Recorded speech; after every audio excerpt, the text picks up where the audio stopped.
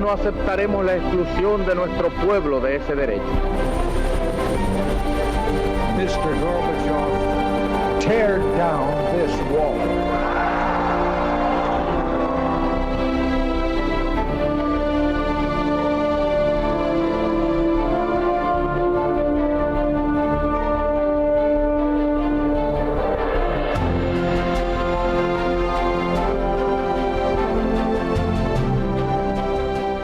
Buenas noches, señoras, caballeros. Un protagonista fundamental del siglo XX y aún de este siglo XXI es China, la China comunista. Todo el mundo sabe quién es Mao. Ahora, menos gente sabe que desde que China se convierte en república hasta que aparece Mao pasan muchísimos años. Y en medio pasó absolutamente de todo, sobre todo guerra, muchísima guerra. Fue así. El siglo XX trajo cambios trascendentales para China. El milenario imperio se vino abajo como una carcasa vacía y en su lugar emergió una república parlamentaria bajo la égida de Sun Yat-sen. Corría el año 1912, pero aquello solo fue el principio de un largo y sangriento proceso que enseguida desembocaría en guerra civil y al final en dictadura comunista. La nueva República China tenía un problema mayor: hacer un país moderno con aquel viejo mundo fragmentado y sometido al colonialismo. No le salió bien. Por un lado, en amplias regiones del inmenso territorio chino, los viejos amos actuaban como señores de la guerra al margen del poder legal. Por otro, las mafias locales seguían trabajando para las potencias extranjeras. Para colmo de males, Japón buscaba sin descanso ganar posiciones en el país. Murió Sun Yat-sen y llegó Chiang Kai-shek. Este intentó enderezar las cosas con una política autoritaria. El partido gobernante, el Kuomintang, se dividió. En 1921 se funda además un nuevo partido, el Partido Comunista. Entre los promotores figuran Mao Zedong y Zhou Enlai. El Partido Comunista busca levantar una revolución armada entre los campesinos. Sin embargo, hay un problema más urgente: esos señores de la guerra que campan por sus respetos en medio país. En 1926, el Kuomintang de Chiang Kai-shek y los comunistas de Mao se ponen de acuerdo para combatir a los viejos señores feudales, pero ni los comunistas aceptan realmente el poder de Pekín, ni el Kuomintang acepta a los comunistas. Pronto los dos grandes partidos comienzan a combatir entre sí. Y aún peor, porque el propio Kuomintang, el partido gobernante, se escinde y le nace una facción comunista. Comienza una guerra de todos contra todos. Chiang Kai-shek perseguirá a los comunistas con saña. Mao, mientras tanto, se hace con el control del Partido Comunista y en 1931 proclama una república soviética en las montañas de Jiangxi. Los comunistas, en inferioridad de fuerzas, tienen que huir. Es lo que luego se llamará Larga Marcha. Es una catástrofe, pero pronto aparece un nuevo factor que cambiará las cosas. Los japoneses invaden el país. La Segunda Guerra Mundial será en China una prolongación de la guerra civil y los comunistas sacarán el máximo provecho.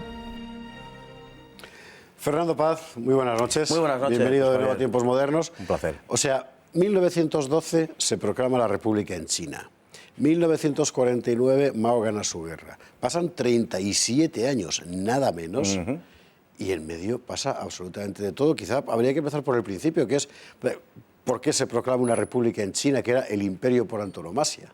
Claro, China es un territorio en el siglo XIX en el que, digamos, se entrometen todos los europeos. Tenemos las guerras del opio, es decir, se trata de forzar a China a desarrollar un comercio por intereses ajenos. Es el mismo caso de Japón, aunque los destinos sean distintos, digamos, fruto de las ambiciones imperialistas europeas, hablando con claridad, ¿no? Tenemos todas las grandes ciudades comerciales chinas ocupadas literalmente por franceses, ingleses, alemanes, de todo. Y británicos, sí, claro.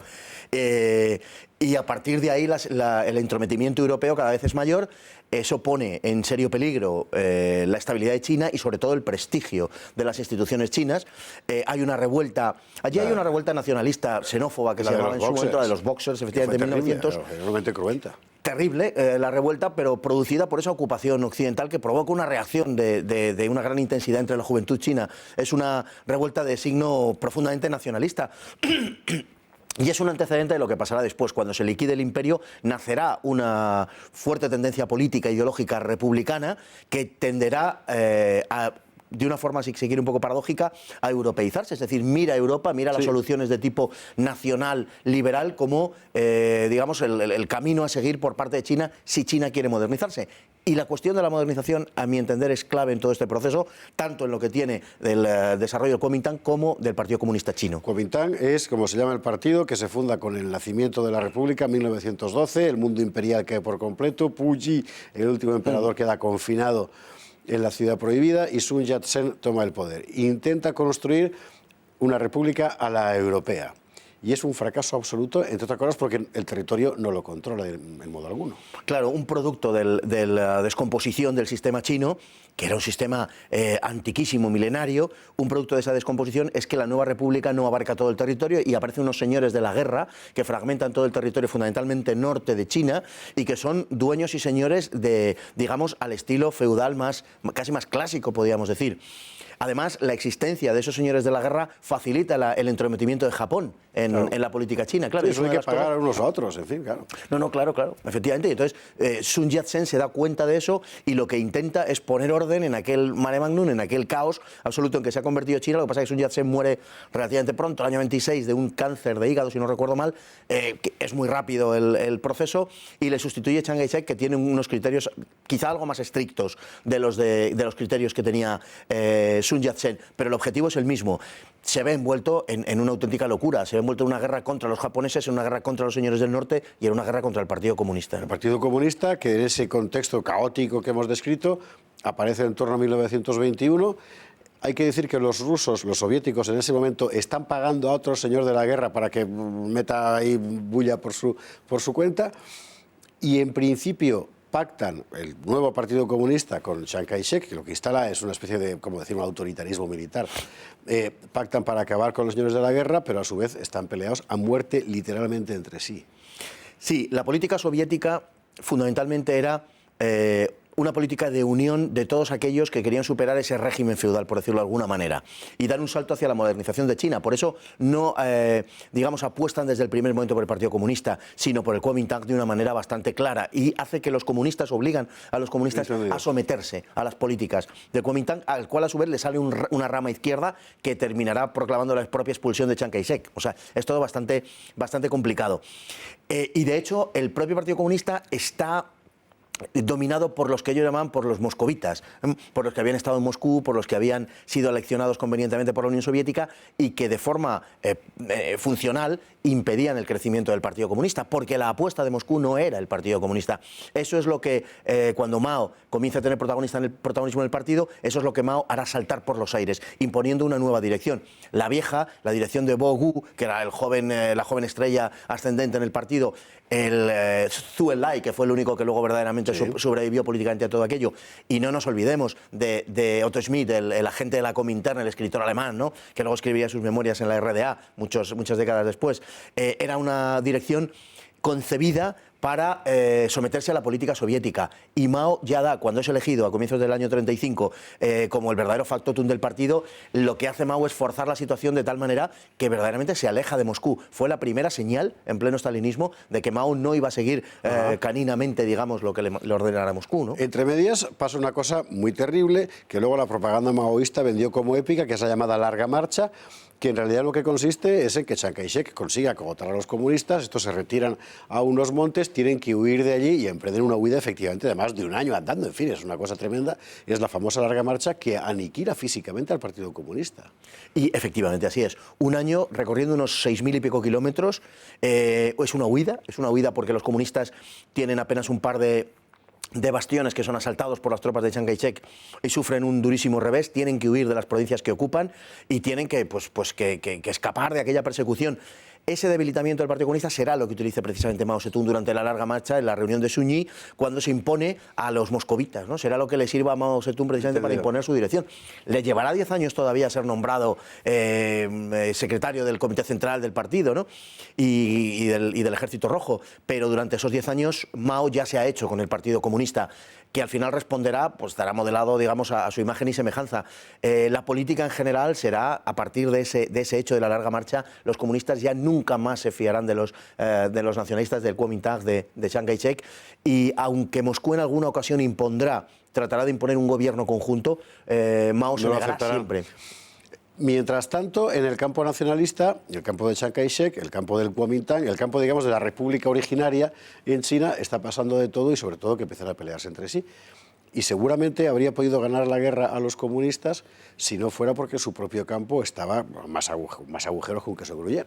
Efectivamente. El hecho de que el Kuomintang y el propio Chiang Kai-shek fuera apoyado por los norteamericanos de una manera tan explícita a lo largo del proceso, su identificación con las ideologías occidentales también le hizo un enorme daño, y sobre todo la corrupción brutal que se extendió por el propio Kuomintang y que reprodujo en cierta manera algunas actitudes de los señores de la guerra que habían combatido, condujo a que el pueblo se alejara del nacionalismo chino, se alejara del partido Chiang Kai-shek, y viera en cambio a los comunistas como reformadores agrarios, que es también como se vendió, ¿no?, fuera de la propia China, y se les viera como gente pues muy afecta al pueblo, muy cercana al pueblo, porque en efecto en algunos sitios tomaron medidas muy populares, como el fin de las estructuras feudales e incluso repartos de tierra entre los campesinos, etc. Hay que recordar que aquí no había, como en Rusia, un mundo preexistente de pequeños propietarios, sino que aquí realmente era o el señor terrateniente o el siervo y se acabó. Así era. Además, el comunismo en China tenía un predicamento ya, digamos,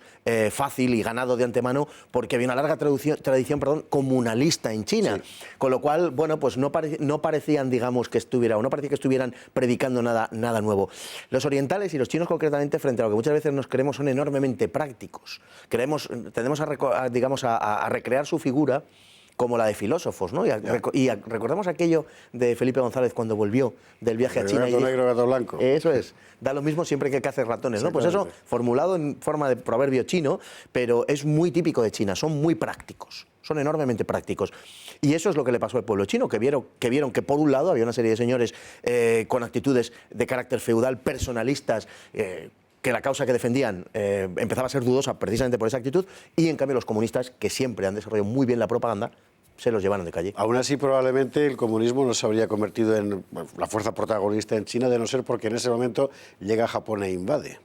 Y eso tira todas las piezas encima del tablero. Eso es, a partir del incidente del puente de Marco Polo, el año 37, se produce el enfrentamiento primero con los nacionalistas de los japoneses, y empieza una guerra que terminará en el año 45, que termina en agosto del 45, una guerra durísima, una guerra con millones de muertos, una guerra con bombardeos de la población civil, como el célebre bombardeo de Nankín, y una guerra terriblemente cruel que catapultará al Partido Comunista finalmente, ¿sí? Y de la que nosotros hablaremos otra noche. Hoy de lo que se trataba era de contar eso, la China que hubo después del emperador y antes de Mao. La próxima vez hablaremos precisamente de cómo Mao se hizo con el poder. Fernando Paz, muchísimas gracias. Un placer. Y a ustedes, como siempre, muchísimas gracias, muy buenas noches y hasta mañana.